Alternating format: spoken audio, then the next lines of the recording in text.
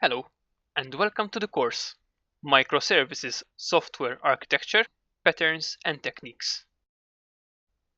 In this course, you will learn about microservices architecture, you will learn to identify technical challenges and common pitfalls in developing a microservice-based system, and how to properly implement software architecture patterns for a distributed system to allow for scalability whilst maintaining consistency.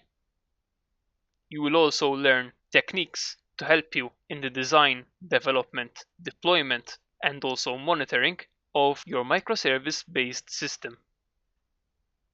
This course is ideal for software developers who are currently developing a microservice system, software developers who are thinking of refactoring their current system to microservices, software architects who want to improve their skills in designing microservices, and anyone who wants to learn about microservices and gain in-depth technical knowledge on how to design, structure, and develop microservice-based systems.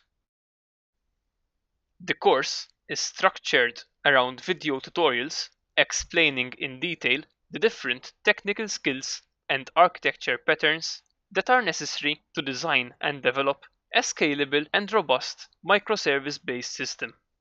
There will also be an assignment in each section to help you gain expertise and understanding of the concepts we are learning about. I'm also available to answer any questions you may have.